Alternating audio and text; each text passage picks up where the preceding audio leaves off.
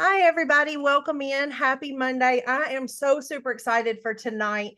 We have myself, Kristen, and Kelly, the standard people that are always here, but we have a really special guest on tonight, Karen, and I'm going to actually turn it over to Kristen. She knows Karen really well, and she's going to introduce her.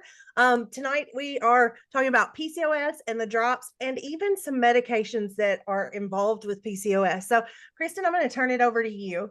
Yeah, so welcome in everybody. Super excited again to be here for this super special Zoom. I think it's still always great to recognize Brittany and Kelly for being candid about sharing their experience with PCOS. And I just feel privileged to be able to come in and share a little bit about what I know about insulin resistance and how that relates to PCOS.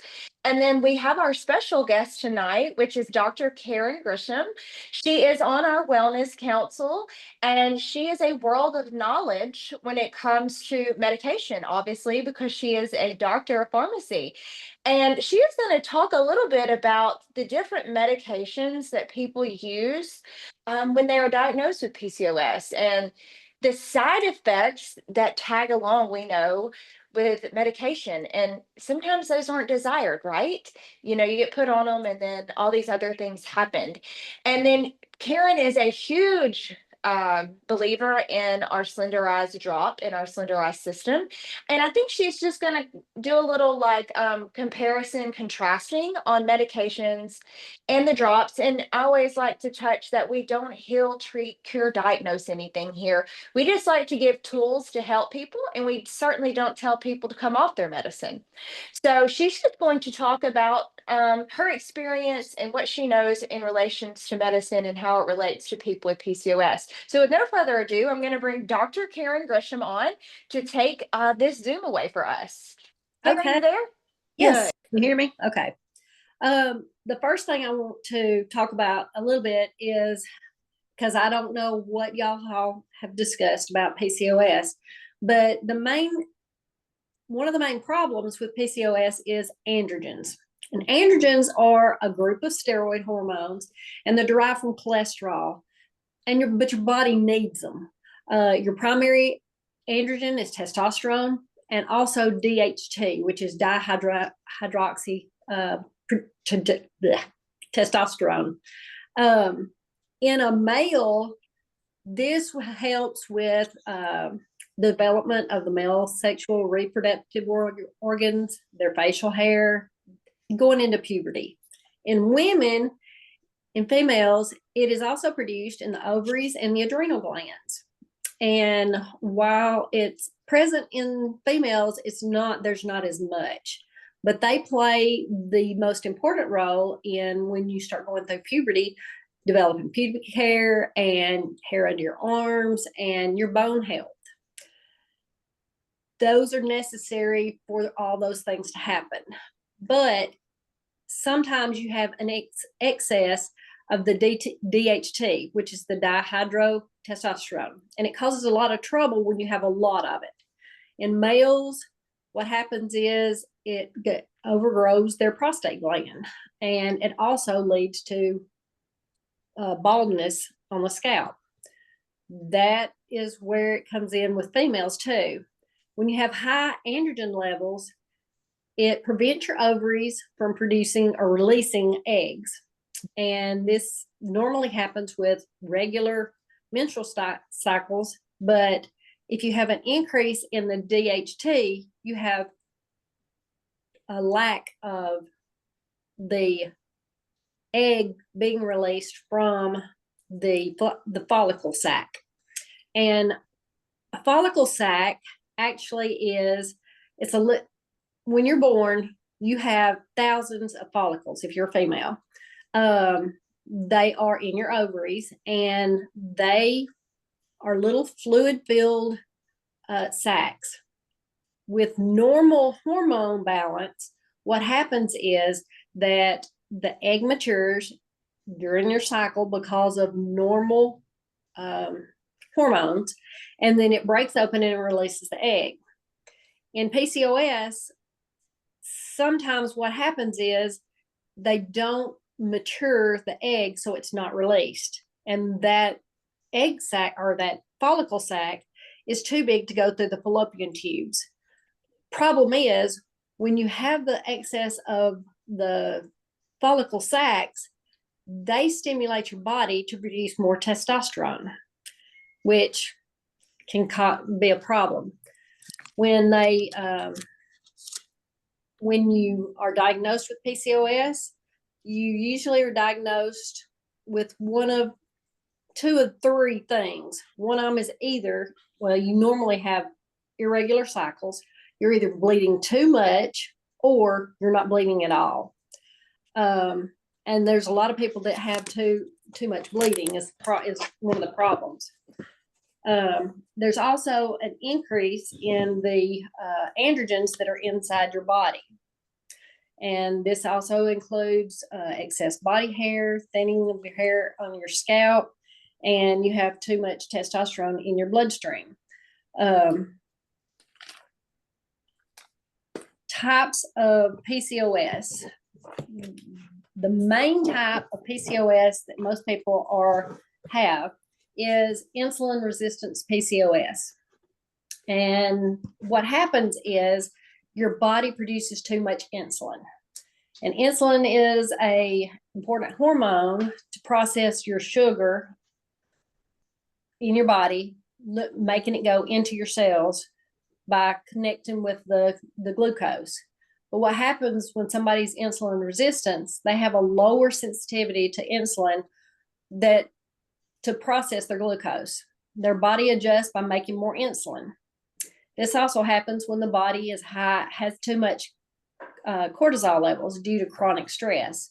This leads to a higher level of testosterone, which can slow or stop the release of the eggs from the ovary. And it suppresses production hormones like estrogen and progesterone that go along with what people have with PCOS. That is the main problem of people with PCOS. There are a couple of other ones. One of them is inflammatory PCOS, and that comes from the chronic cortisol levels in your body. If you're under a severe amount of stress, your cortisol levels go up. When your cortisol levels go up, that makes your insulin go up. When your insulin goes up, your body tries to take care of it, but it doesn't. And it's not being utilized correctly to get the glucose into the blood cells. So it triggers that you need more insulin. So it keeps producing more insulin, which causes more problems. And that is usually part of the adrenal glands that cause that problem. I had to say all that to explain to you, I'm going to discuss 3 drugs. The first one is metformin, which is the most commonly used drug when you have PCOS. And the reason being is, number one, the very first thing that they noticed, what it was designed for was to reduce the glucose production in the liver. So that's the reason people with type 2 diabetes are put on the metformin. But it also improves insulin sensitivity, which is what people with PCOS have. And it slows down the absorption of the glucose from your intestines. What it does, and the reason it does it, is that it stimulates follicle production so that you're actually producing an egg instead of it being an empty sac. And insulin, it helps to lower the androgen levels that's in your body, and it increases stimulation of follicles and formation.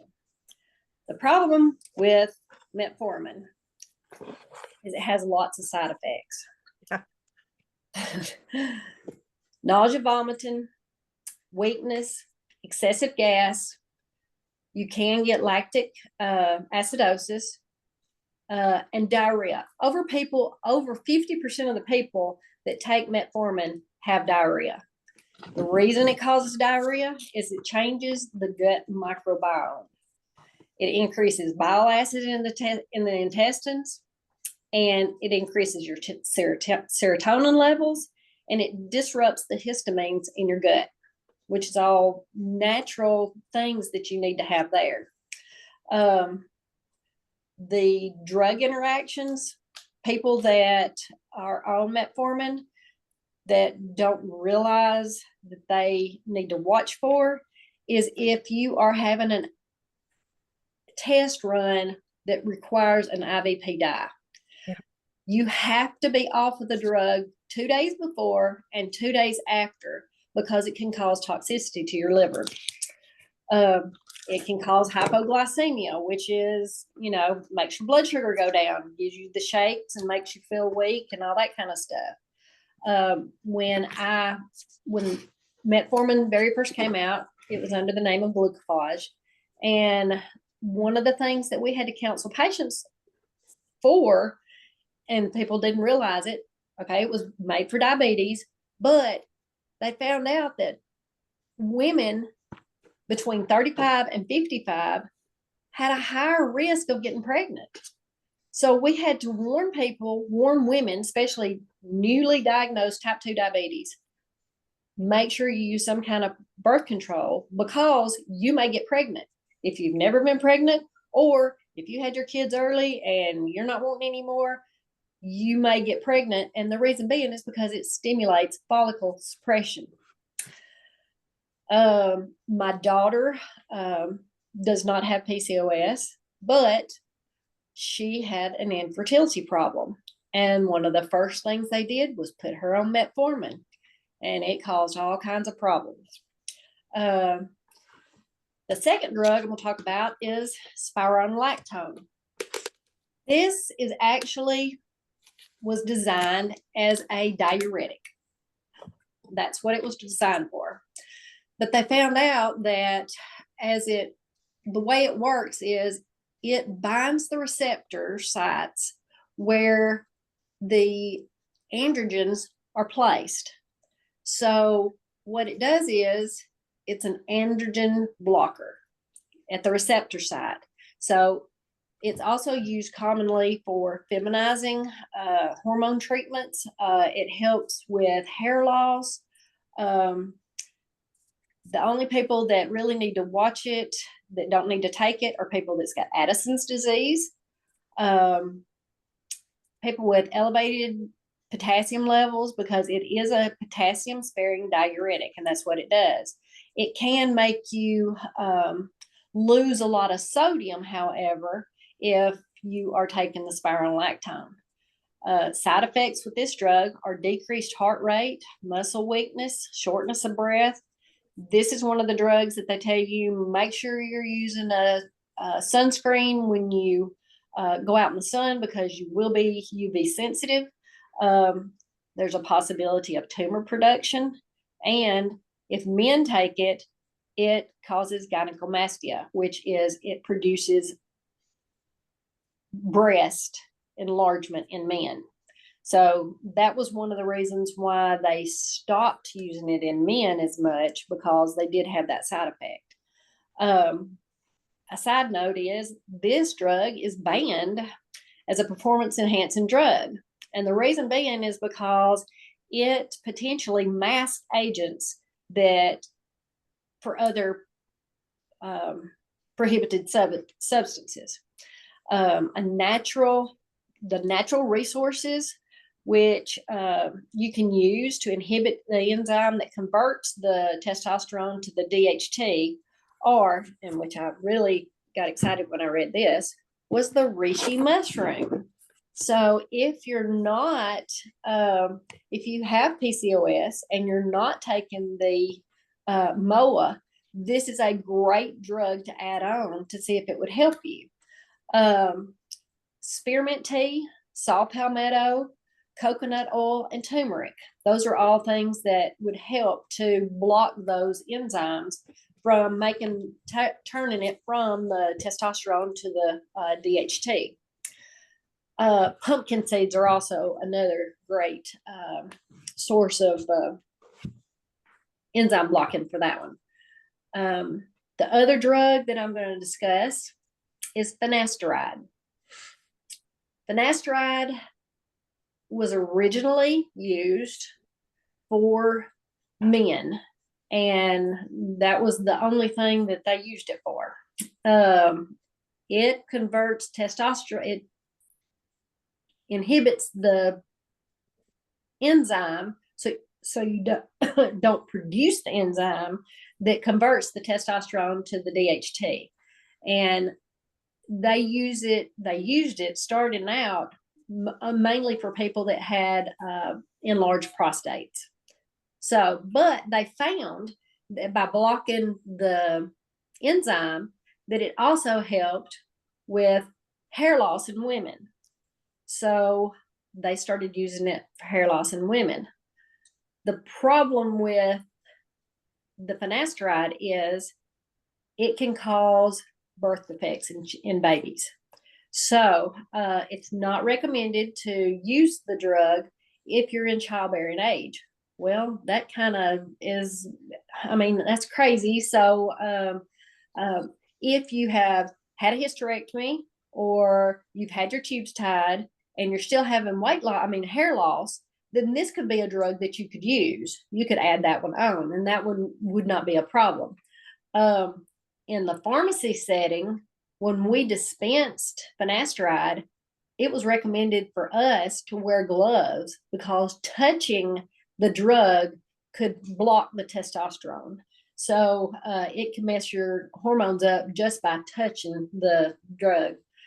The side effects from that are depression, suicidal thoughts, persistent sexual dysfunction in men.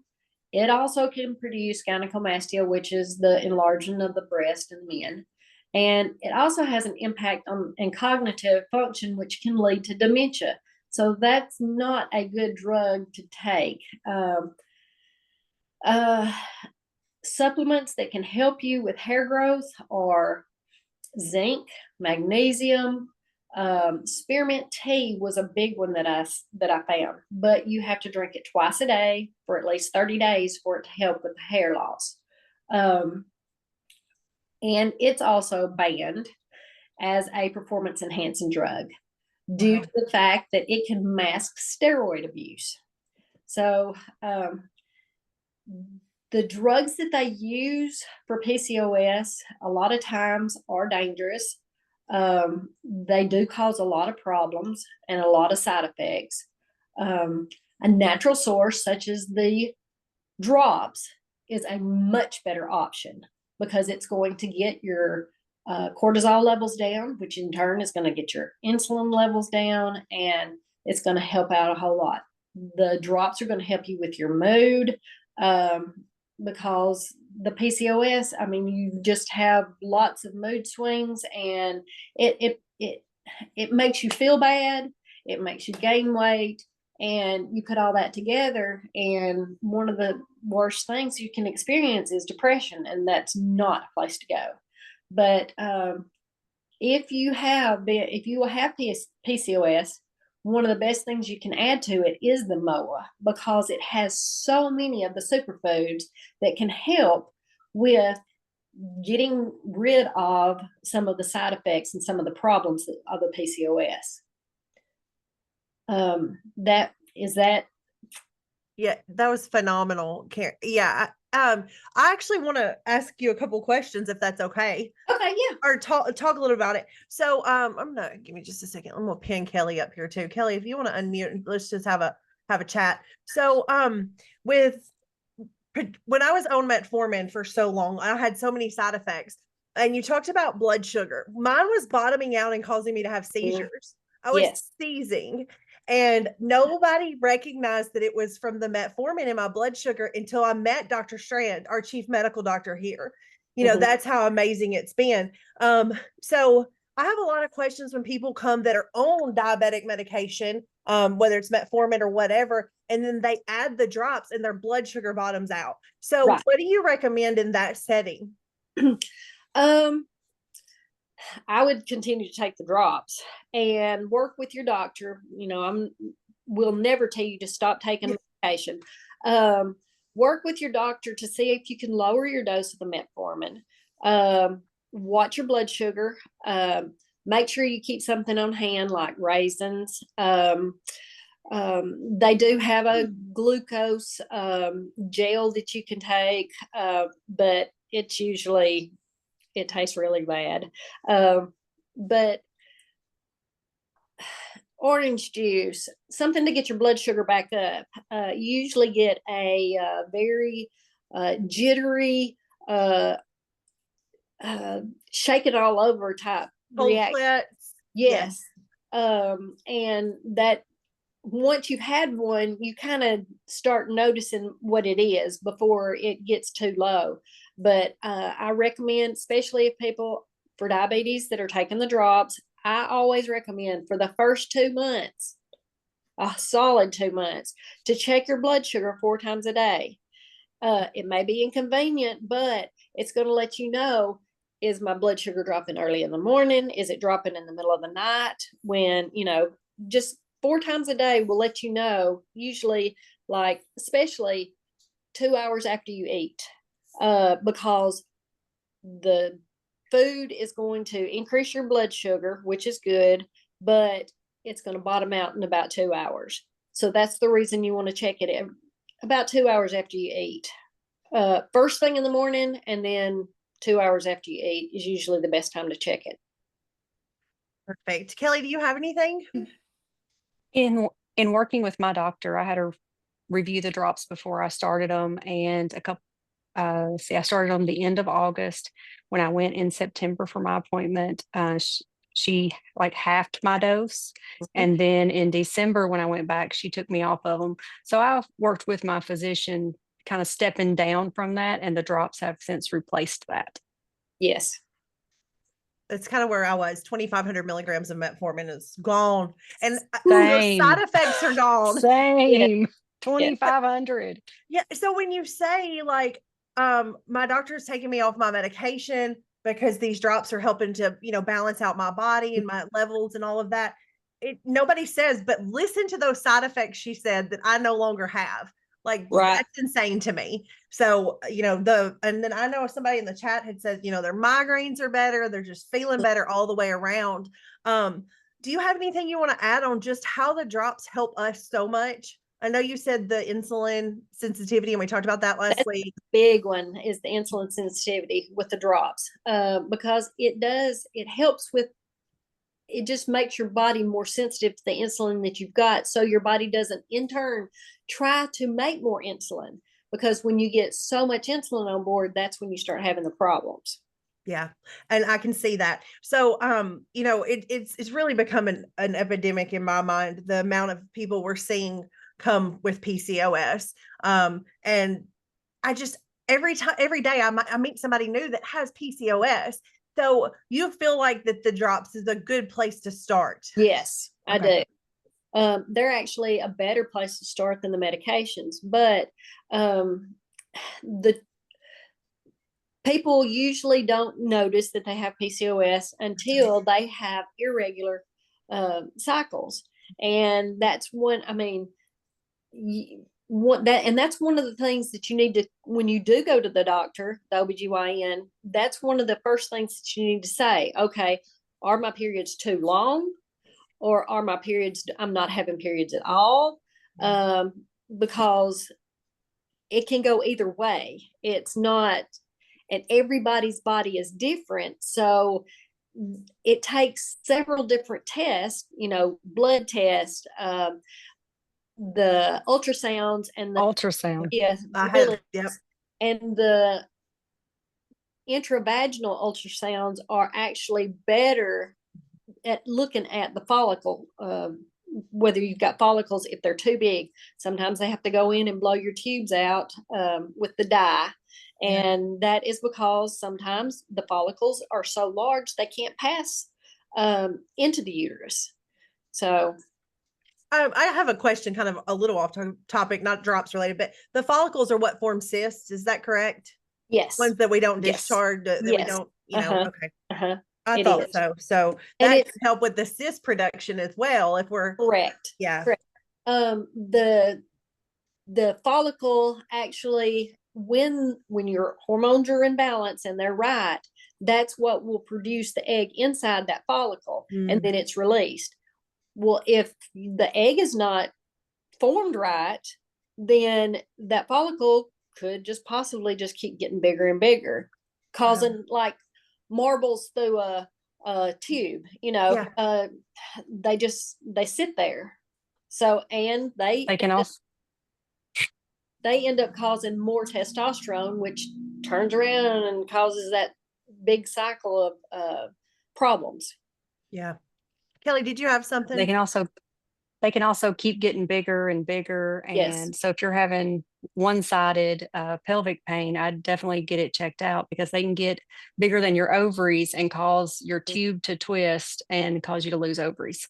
Yes. I do have a question in the chat. I know we're running long tonight, and we appreciate your time, Karen, so much. No A problem. lady has asked, can a teenager have PCOS? And I know the short answer, which is yes, but can you give her kind of what she needs to do to talk to the child's doctor, teenager's doctor?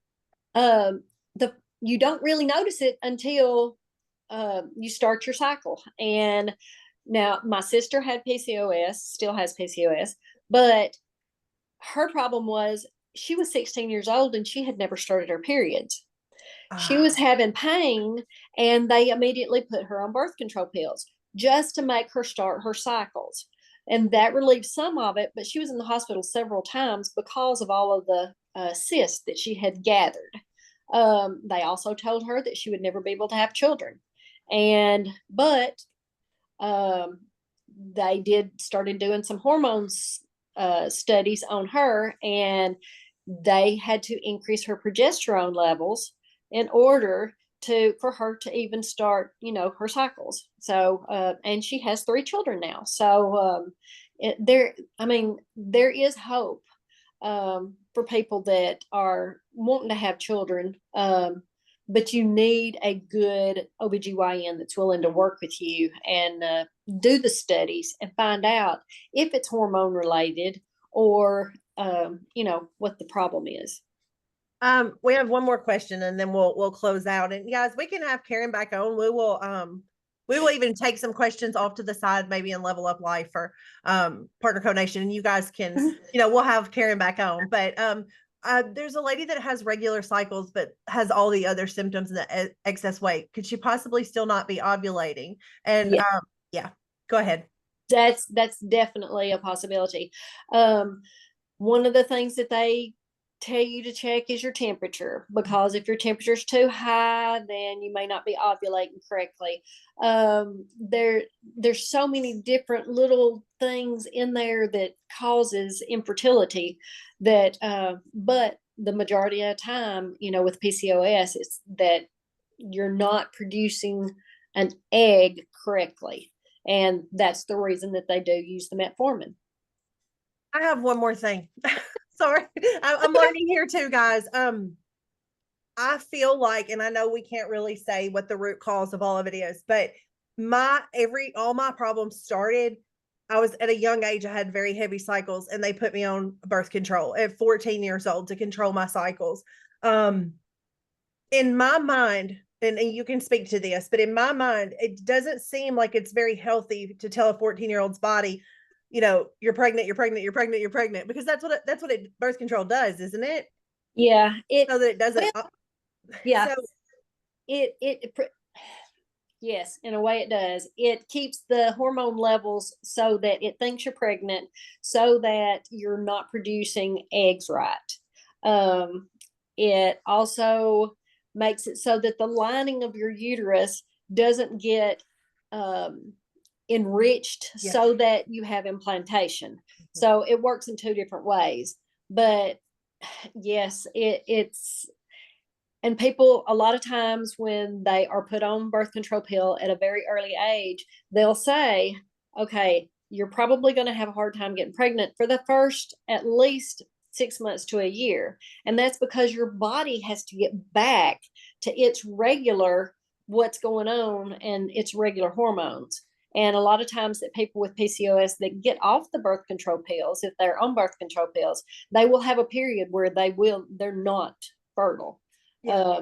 So yeah, okay. And that answers my question. I kind of, in my mind, that's how I thought about it, was it's manipulating our hormones. So then when we stop it, our hormones are still they were manipulated from the time I was 14 until I came off birth control and I was trying to get pregnant in my early 30s. Like, to me, like, that's a huge red flag. But anyway, thank you for answering. We're That masking the wasn't- symptoms and not treating the root cause. Right. That's exactly right. Yes, Kelly. Yes. So, Kristen, do you have anything you want to add? She may not be here. So I just want to say, Karen, thank you so much for being No here. problem. We would love to have you back. Kelly, thank you. Obviously, you Thank you. inspire me every day. We all, if you know somebody with PCOS, get them this video. I was in tears the whole time Karen was talking, because if I would have known then what I know now, I would probably have children. So, if you know somebody that's hurting you and you have something that can help, and you do, get them this video. And if you were invited here by somebody, it's because they care about you and they know that you're suffering with these symptoms. So get back with them and let them know, this is what I've learned, or I would like to see, the previous 2 videos where Kristen goes through the ingredient breakdowns or any of that. So just get back with your people, and we will see you guys back here on April 28th. So thank you guys. Thank you. Thank you, Brittany. Thank you, Karen. I'm going to stop recording.